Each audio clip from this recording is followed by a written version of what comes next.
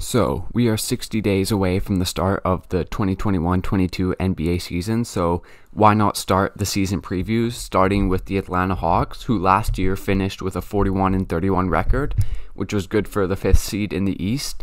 They were the 8th best offensive team and the 21st best defensive team, so a team whose identity is definitely scoring a lot and relying on their offense. In the first round, they beat the Knicks in 5 games in a series where a lot of people picked the Knicks, but the Hawks just proved that they were a lot more talented and were able to beat them in 5 games. Then they shocked a lot of people again, beating the Sixers in 7 games in the second round. In that series, obviously, Ben Simmons sort of fell apart, but the Hawks were really, really good. Defensively, Capella was great, and offensively, I think throughout the whole playoffs, Trey Young really went to another level. But then the conference finals, they lost to the Bucks in 6. That was a bit of a weird series. Obviously, the Bucks a little bit more talented, and there was injuries to Trey Young and Giannis. That was just a weird series, but still a very, very successful season for the Hawks last year, making the playoffs and making it to the conference finals. This offseason, they drafted Jillian Johnson with their first-round pick, the 20th pick. He's a 6'9" forward out of Duke who is athletic, a good defender, and a good finisher around the rim. Some questions remain about his shooting and things like that, but he projects to be someone who has lots of potential going forwards. They also drafted Sharif Cooper in the second round, which was seen as a steal. He's a 6'1" crafty guard, and he is a very good playmaker. There have been comparisons from him made to Trey Young. Someone said he's sort of like Trey Young without the shooting, so definitely a steal if he pans out, but obviously questions about the defense. They also signed Gorgui Dieng to play backup center, and they acquired DeLon Wright for Chris Dunn in a 3-team trade, so 2 more solid moves there. And then they re-signed John Collins, 5 years, $125 million. I mean, that's quite a bit of money, but they didn't really have a choice. They don't want to let him go, and to not lose him, I think it's probably worth it. They also re-signed Lou Williams to a 1-year deal, same deal with Solomon Hill, and they extended Trey Young to the max extension. So nothing crazy, but a very solid offseason for the Hawks all around. I think they did well in the draft to get high potential players, and in free agency they brought back the guys they wanted. If I think of projecting their starting lineup, so at point guard, Trey Young, of course, last season averaged 25 points, 4 rebounds, and 9.5 assists on 44, 34, 89 shooting splits. I would expect similar numbers. I think there'll be more respect on him, though, due to the playoffs. I think last year he didn't make All-Star or All-NBA. I definitely expect him to make the All-Star team. I think the playmaking and the scoring are just great. One thing that maybe he could improve on is raising his 3-point percentage from 34. That'd probably consist of playing a little bit more off-ball and just taking easier looks, which could be something that they do this season, the Hawks. Play Trey Young more off-ball and let other guys do some more ball handling, which I'll talk a bit more about later.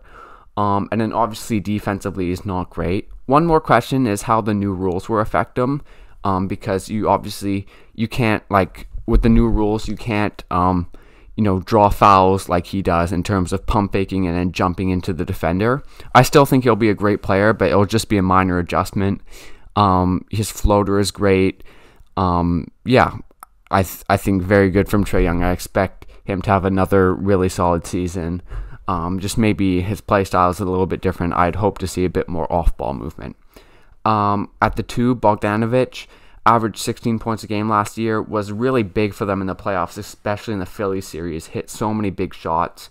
Good efficiency, 44% from 3, 91% from the line. That's really, really good. And I think the scoring is just great. Another player who is a very dangerous scorer. One of the reasons they were 8th in offense last year. And yeah, I think more of the same from him too.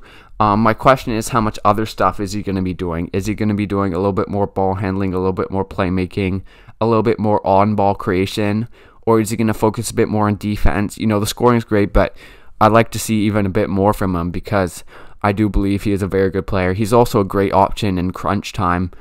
He's super clutch and not afraid at the moment. At the 3, Deandre Hunter last season averaged 15 points and 5 rebounds, but only 33% from 3, which I sort of thought was a bit higher. And he's a player I have very high aspirations for, was the 4th pick in the 2019 draft.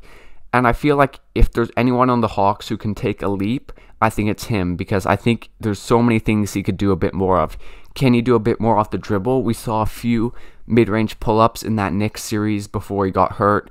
I think there is some potential for him to be doing a little bit more stuff off the dribble, in terms of playmaking and hunting his own shots, mid-rangers, getting to the rim, that sort of thing. He could also raise his three-point percentage from 33%. The stroke looks good. I could easily see him as a guy who averages, 37, 38% from 3.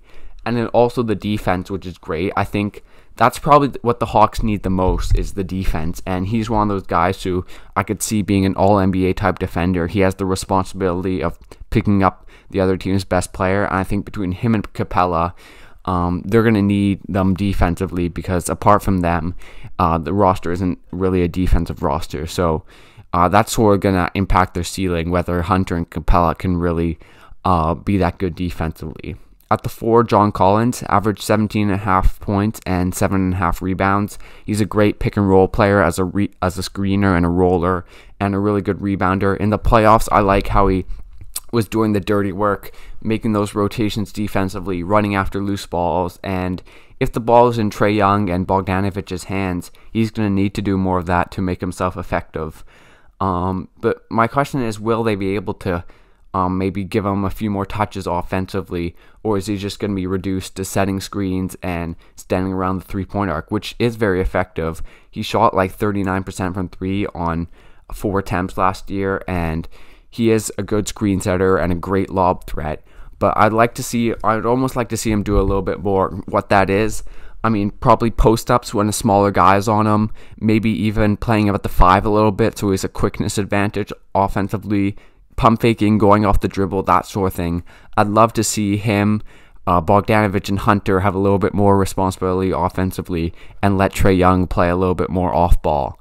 And then Capella, who I thought was super underrated last year, 15 points, 14 rebounds, and 2 blocks a game. I mean, that's just a great stat line. He's a great rebounder, and he's really the anchor for them defensively, and a center that fits super well.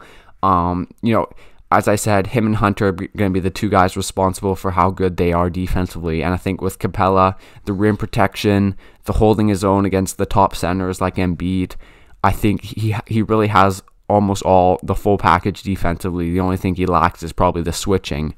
But I think defensively continue to be the anchor of the Hawks defense. And then offensively, just continue to offensive rebound, crash the board, set screens, roll to the rim, the classic center stuff. And I think he's really good at that stuff. So that's my projected starting lineup: Young, Bogdanovich, Hunter, Collins, Capella.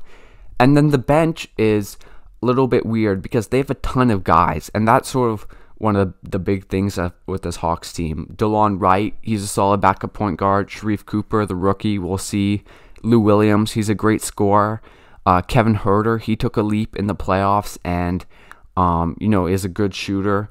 We'll see if he does some more off the dribble because he's 6'7", but he has some playmaking chops to him. Cam Reddish, who had a great playoff game.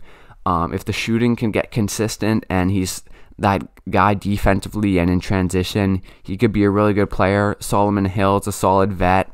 Danilo Gallinari is super skilled. He's a great shooter. He can post up a little bit. He's a good passer. Jillian Johnson, the rookie, has potential. Onyeka Okongwu is going to be hurt for the start of the season, but he played some valuable playoff minutes and can switch defensively at the center position, which gives them something. He's also really solid defensively. And then Gorgui Dieng will be the backup center for the start of the year. Another really solid center who can play well defensively and even stretch the floor. So those are 10 guys on the bench who are deserving of minutes, and obviously the Hawks can't give them all minutes. So I feel like the Hawks have too many guys, or the other way of saying it is they have great depth and great injury protection. So we'll just have to see. If a few guys get injured, they'll be very thankful that they have all this depth. But if no one gets injured, these guys, are are these players really going to be happy sitting on the bench and not playing? I'm not too sure. So I think that could be a problem, and that raises the question: will the Hawks make like a 3-for-1 trade, trading maybe Reddish, maybe Lou Williams, maybe one of the rookies, because they have so many guys and you can't play them all. You'd think giving up on maybe 3 young guys to get someone who can help them even more now and be a rotation player could be a smart move for them. But then again, all these young guys, they might just want to keep them all and just see who pans out. So we'll see what they do there. Can they be good enough defensively? I mean, it's just a lot on Capella and Hunter. So, will Collins, Bogdanovich be solid enough defensively? Will the bench be a good defensive unit? We'll just have to see, because that's going to be really important to determining their ceiling.